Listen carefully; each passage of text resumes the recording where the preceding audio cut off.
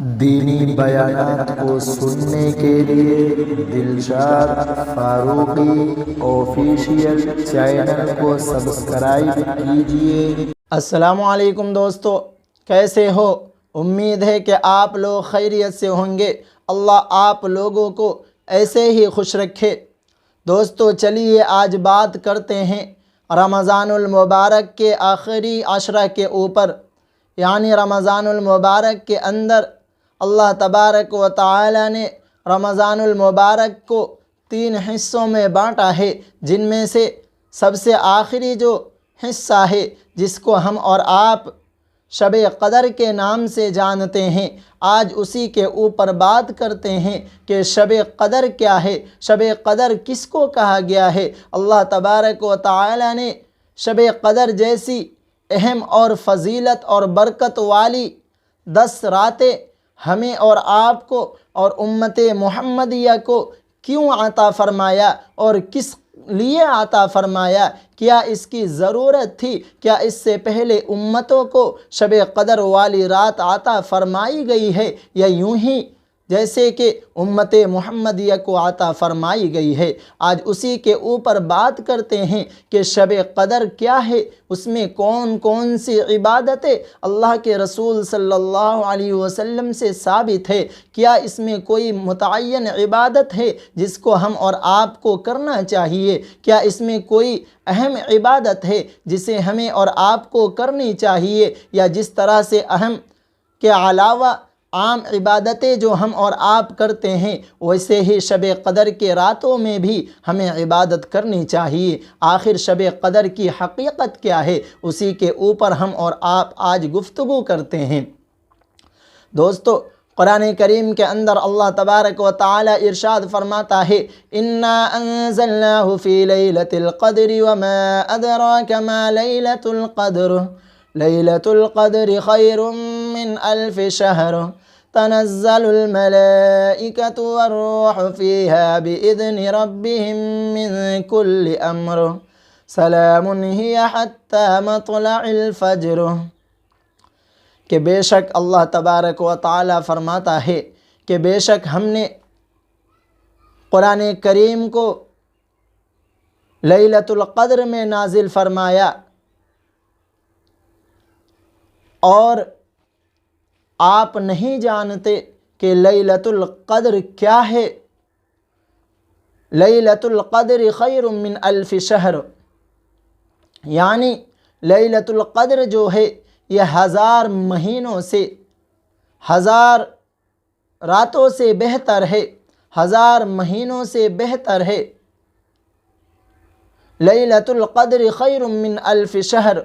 کہ لیلۃ القدر جو ہے یہ 1000 مہینوں اور 1000 راتوں سے بہتر ہے۔ تنزل الملائکۃ والروح فیہا بإذن ربہم من کل امر، کہ اسی رات میں روح الامین یعنی جبرائیل علیہ السلام اور فرشتوں کی جماعت اللہ رب العزت کی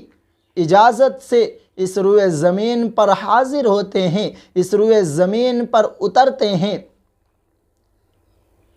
سلام ہی حتی مطلع الفجر، اور یہ رات جو ہے یہ صبح صادق تک باقی رہتی ہے، یعنی سلامتی کے ساتھ میں صبح صادق تک یہ رات باقی رہتی ہے، اور یہ خیر و برکت والی رات ہے، اور یہ اجر و ثواب والی رات ہے۔ اب بات کرتے ہیں کہ قرآن کریم نے لیلۃ القدر کو کیوں ارشاد فرمایا، اور راتوں کے بارے میں اور مہینوں کے بارے میں کیوں نہیں ارشاد فرمایا، صرف اور صرف شب قدر یعنی لیلۃ القدر کے بارے میں کیوں ارشاد فرمایا؟ اللہ کے رسول صلی اللہ علیہ وسلم ایک مرتبہ صحابہ کرام کے سامنے میں بنی اسرائیل کے ایک مجاہد کے بارے میں، بنی اسرائیل کے ایک عابد کے بارے میں تذکرہ فرما رہے تھے،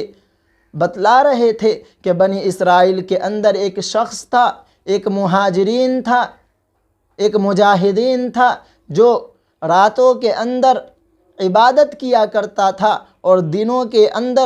دنوں میں جہاد کیا کرتا تھا، اور مسلسل 1 مہینے تک وہ لگاتار اس طرح سے اپنے وقت کو گزارتا چلا جاتا ہے، اللہ کے راستے میں لگاتا ہوا چلا جاتا ہے، مسلسل دین میں اللہ کے راستے میں جہاد کرتا اور راتوں کے اندر اللہ کی عبادت میں اپنے آپ کو لگائے رہتا۔ اور دوسری جگہ ارشاد ہے کہ ایک مرتبہ اللہ کے رسول صلی اللہ علیہ وسلم بنی اسرائیل کے ایک شخص کے بارے میں بتلا رہے تھے کہ مسلسل 1 مہینہ تک اس عابد شخص سے جہاد کبھی چھوٹا نہیں تھا، مسلسل 1 مہینہ تک اس کے کمر کے اندر جہاد کے تلوار وغیرہ موجود رہیں اور اس قدر وہ عابد اور پرہیزگار بن گیا۔ تو انہی باتوں کو اللہ کے رسول صحابہ کرام کے اندر فرما رہے تھے اور بتلا رہے تھے کہ تمام کے تمام امتوں کا، پہلے کے جو امتیں گزرے ہیں ان کے بہت زیادہ عمریں ہوا کرتی تھی، جیسا کہ قرآن کریم نے کہا ہے کہ حضرت نوح علیہ السلام کی عمر جو ہے 950 برس تھی، اس کے علاوہ کسی کے بارے میں 750 برس، کسی کے بارے میں 550 برس عمریں بتائی گئی ہیں، لیکن امت محمدیہ کی جو عمریں ہیں وہ سب سے کم ہیں۔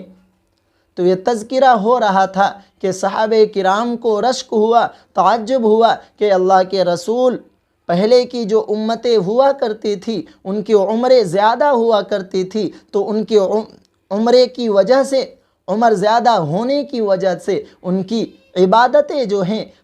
ہمارے مقابلے میں زیادہ ہوں گی، ان کی جو عبادتیں ہیں وہ ہمارے مقابلے میں بڑھ جائیں گی، ہم ان کے مقابلہ کیسے کر سکتے ہیں؟ کیونکہ ان کی عمریں زیادہ ہیں تو وہ اللہ کی عبادت بھی زیادہ کریں گے، وہ ذکر و اذکار بھی زیادہ کریں گے، اور نماز روزہ وغیرہ زیادہ کیا کرتے ہوں گے، اور ہماری عمریں تو بہت کم ہیں، ہم ان کے مقابلہ کو کیسے پہنچ سکتے ہیں؟ تو اسی وقت اللہ تعالیٰ نے حضرت جبرائیل علیہ السلام کے ذریعے سے قرآن کریم کی یہ صورت نازل فرمائی، اِنَّا أَنزَلْنَاهُ فِي لَيْلَةِ الْقَدْرِ، کہ آپ نہیں جانتے کہ لیلۃ القدر جو ہے یہ 1000 راتوں اور 1000 مہینوں سے بہتر ہے۔ میں آپ حضرات کو بتلاتا چلوں لیلۃ القدر کی اہمیت اور فضیلت کیا ہے۔ یہ لیلۃ القدر جو ہے یہ صرف اور صرف امت محمدیہ کے ساتھ خاص ہے، اس کے علاوہ اس سے پہلے جتنے بھی امتیں ہوئی ہیں ان کو لیلۃ القدر نہیں عطا فرمائی گئی تھی، یہ صرف اور صرف امت محمدیہ کی خصوصیات میں سے ہے۔ اللہ تبارک و تعالیٰ نے لیلۃ القدر میں بہت ایسے اہم کام عطا فرمائے، جن میں سب سے پہلی جو کام آتا ہے وہ ہے قرآن کریم کا نزول ہونا، یعنی لوح محفوظ سے اللہ تبارک و تعالیٰ نے اس روئے زمین، اس دنیا کے طرف قرآن کریم کو لیلۃ القدر کی رات میں 1 مرتبہ میں نازل فرمایا۔ اس کے بعد جیسی جیسی ضرورت ہوتی گئی اللہ تبارک و تعالیٰ نے اللہ کے رسول صلی اللہ علیہ وسلم پر اتارتا چلا گیا، لیکن لیلۃ القدر کے رات میں ہی اللہ تبارک و تعالیٰ نے پورے قرآن کریم کو ایک ہی مرتبہ میں نازل فرمایا تھا۔ دوسری اہم بات یہ ہے کہ اللہ کے رسول صلی اللہ علیہ وسلم کا یہ معمول تھا کہ لیلۃ القدر یعنی رمضان المبارک کے آخری عشرہ جب شروع ہوتا تو وہ کمر کس لیا کرتے تھے، یوں تو پورے سال عبادتوں میں اپنے آپ کو لگائے رہتے تھے، لیکن لیلۃ القدر یعنی رمضان المبارک کے آخری عشرہ جب آتا تو ہر اعتبار سے آپ تیار ہو جاتے اور اپنے گھر والوں کو بھی تیار کر لیا کرتے تھے، اپنے گھر والوں کو بھی تیار کر لیا کرتے تھے۔ یوں تو پورے سال آپ اپنے گھر والوں کو جگاتے رہتے تھے راتوں میں عبادت کرنے کے لیے، لیکن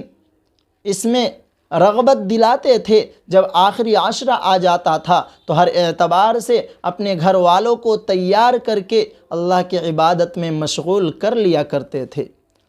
حضرت عائشہ صدیقہ رضی اللہ تعالی عنہا سے روایت ہے، وہ فرماتی ہیں کہ آپ صلی اللہ علیہ وسلم سے انہوں نے سوال کیا کہ اللہ کے رسول، اگر میں شب قدر کو پالوں تو کون سی عبادت کروں؟ کیا مانگوں اللہ سے؟ تو اللہ کے رسول صلی اللہ علیہ وسلم نے ارشاد فرمایا کہ یا عائشہ تم یہ دعا مانگا کیا کرو، اللہم انک عفو کریم تحب العفو فاعف عنی۔ ایک کثرت سے یہ شب قدر کی رات میں یہ دعا مانگا کرو کہ اللہ تو نے ہمیں معاف فرمایا ہے اور تو معاف کرنے والا ہے، اور بے شک تو ہی معاف کرنے والا اور سب سے زیادہ معاف کرنے والا ہے۔ یوں تو لیلۃ القدر کے بارے میں بتایا گیا ہے کہ اس کو طاق راتوں کے اندر تلاش کیا کرو، 21ویں رات میں، 23ویں رات میں، 25ویں رات میں، 27ویں رات میں اور 29ویں رات میں، یعنی 21 کی رات، 23 کی رات، 25 کی رات، 27 کی رات اور 29 کی رات میں تلاش کیا کرو، کیونکہ شب قدر کے بارے میں کوئی متعین نہیں ہے کہ وہ 21 کی رات میں ہوگی، 23 کی رات میں ہوگی، 27 کی رات میں ہوگی یا 29 کی رات میں ہوگی، کیونکہ یہ اللہ کی مصلحت تھی اور حکمت تھی۔ اگر اس کو متعین کر دیا جاتا تو تمام کے تمام بندے گناہوں میں اپنے آپ کو لگا لیتے اور جانتے کہ ایک رات آئے گی جس میں اللہ تعالی ہمیں معاف فرما دے گا۔ اس لیے اللہ تعالیٰ نے اللہ کے رسول صلی اللہ علیہ وسلم سے اس متعین وقت کو اٹھا لیا۔ ایک مرتبہ کا واقعہ ہے کہ آپ صلی اللہ علیہ وسلم اپنے حجرہ مبارک سے باہر نکلے اور صحابہ سے فرمایا بتلانے کے لیے کہ شب قدر والی رات کون سی ہے۔ آپ صلی اللہ علیہ وسلم معمول کے مطابق عبادت کر کے اپنے حجرہ سے باہر نکلے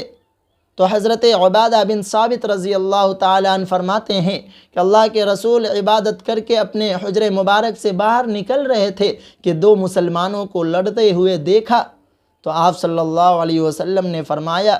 کہ 2 مسلمانوں کو لڑنے کی وجہ سے اللہ تبارک و تعالی نے شب قدر کی جو متعین رات تھی میرے قلب سے، میرے دل سے، میرے دماغ سے اٹھا لیا۔ لیکن اشارتاً اللہ کے رسول نے فرما دیا کہ اس کو طاق راتوں کے اندر تلاش کیا کرو، اور پھر آگے فرماتے ہیں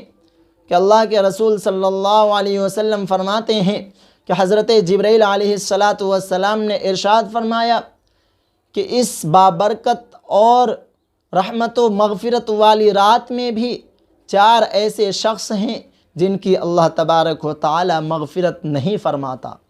ان میں سب سے پہلے نمبر پر آتا ہے شراب پینے والا،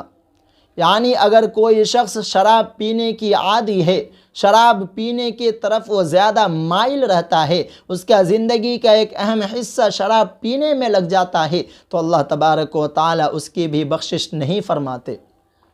دوسرے نمبر پر آتا ہے جو شخص اپنے والدین کی نافرمانی کرتا ہے، اپنے والدین کے حکموں کو توڑتا ہے، اپنے والدین سے لڑتا اور جھگڑتا ہے، اللہ تبارک و تعالی اس کی بھی اس شب قدر والی رات میں بھی مغفرت نہیں فرماتے۔ تیسرے نمبر پر آتا ہے کہ صلہ رحمی کرنے والا، یعنی جو رحم دلی کو ختم کر کے آپسی معاملات کو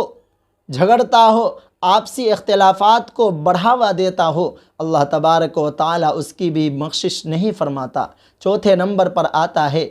قطع تعلق کرنے والا، یعنی رشتہ کو توڑنے والا، کسی وجہ سے کوئی بھی بات ہو فوراً وہ رشتہ کو توڑ دیتا ہو، اس شخص کے بھی اللہ تبارک و تعالی مغفرت اور بخشش نہیں فرماتا۔ اس رات میں بتایا گیا ہے کہ کم و بیش اگر کوئی شخص اس رات کو پا لیتا ہے تو وہ کم و بیش 83 سال عبادت کرنے کا ثواب اس کو حاصل ہو جاتا ہے۔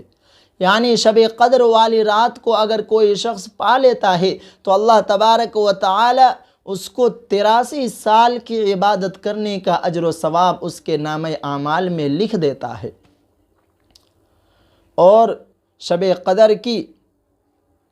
جو عبادت ہے وہ کوئی عبادت متعین نہیں ہے، بتایا گیا ہے کہ اس رات کو شب قدر یعنی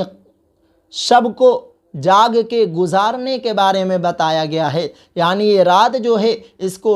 گزارو تو جاگنے کی حالت میں گزارو۔ تو اب اس میں آتا ہے لمبی لمبی نمازیں پڑھنا اور اس کے اندر کوئی متعین صورت کو پڑھنا، یعنی متعین کر کے صورت کو پڑھنا، یہ کہیں سے بھی ثابت نہیں ہے۔ جو آپ کو یاد ہو اس کو پڑھا کریں، جو چیزیں آپ کو یاد ہوں، جو بھی عبادت کر سکے۔ شب قدر کی جو فضیلت ہے اس میں بہت ایسے فضیلت ہیں جسے ہمیں اور آپ کو کرنی چاہیے، کیونکہ اللہ کے رسول صلی اللہ علیہ وسلم کا فرمان ہے کہ شب قدر کی راتوں میں جو نمازیں ادا کی جاتی ہیں ان میں نفل نماز کا ثواب فرض نمازوں کے برابر کر دیا جاتا ہے، اور ایک فرض نماز کا ثواب 70 فرض نمازوں کے برابر بڑھا دیا جاتا ہے۔ اس لیے ہمیں اور آپ کو شب قدر کی اہمیت اور اس کی فضیلت اور اس کی برکت کو حاصل کرنے کی ضرورت ہے۔ اور اللہ کے رسول صلی اللہ علیہ وسلم شب قدر کی جب طاق راتیں شروع ہو جایا کرتی تھی، یعنی 21ویں رات جب شروع ہو جایا کرتی تھی، تو آپ اپنے کمر کو کس لیا کرتے تھے اور کثرت سے عبادت کیا کرتے تھے اور اعتکاف کے اندر بیٹھ جایا کرتے تھے۔ 21ویں رات کے اندر آپ صلی اللہ علیہ وسلم مسجد کے اندر تشریف لاتے، اور جب تک کہ عید الفطر کی چاند نظر نہیں آتی تب تک کہ آپ عبادت میں مشغول رہا کرتے تھے۔ اور اس میں عبادت کرنے کی دلچسپی اور گناہوں سے بچنے کی توفیق ملتی ہے۔ اس لیے ہمیں اور آپ کو شب قدر کی اہمیت کرنی چاہیے، اس کی فضیلت کو حاصل کرنی چاہیے، اور اس رات میں کوئی مخصوص اور کوئی خاص عبادت متعین نہیں ہے۔ بعض دفعہ سننے کو ملتا ہے، کہتے ہیں لوگ کہ کوئی صورت متعین ہے، کوئی صورت متعین ہے جس کو ہم اور آپ شب قدر کی راتوں میں پڑھیں، تو یہ سب من گھڑت باتیں ہیں، اس کی کوئی حقیقت نہیں ہے۔ ہمیں اور آپ کو چاہیے کہ ہمیں اور آپ کو جو چیزیں یاد ہوں وہی پڑھیں، اور ان کو پڑھتے ہوئے شب قدر کو گزاریں اور راتوں کو گزاریں، اور اللہ سے اپنے گناہوں کے بارے میں معافی تلافی کریں، اور اللہ کے سامنے اپنے آپ کو شرمندگی والی اپنے آپ کو چہرہ بنائیں۔ اور اللہ کے رسول صلی اللہ علیہ وسلم کا قول ہے کہ اس رات میں کثرت سے دعا مانگو۔ حضرت ابن عمر رضی اللہ تعالی عنہ سے مروی ہے کہ آپ صلی اللہ علیہ وسلم نے حضرت عائشہ صدیقہ رضی اللہ تعالی عنہ سے فرمایا تھا کہ اے عائشہ، اس رات میں جب تم شب قدر کو پالو تو دعا کا اہتمام کیا کرو، دعا مانگو، کثرت سے دعا مانگو، کیونکہ اس رات میں جو مانگو گے اللہ تعالیٰ وہ تمہیں عطا فرمائے گا۔ اس لیے ہمیں اور آپ کو کثرت سے دعا مانگنے کی ضرورت ہے، دعا کی طرف رغبت کرنے کی ضرورت ہے۔ اللہ تعالی ہمیں اور آپ کو دینی بیانات کو سننے کے لیے دلشاد فاروقی آفیشیل چینل کو سبسکرائب کیجیے۔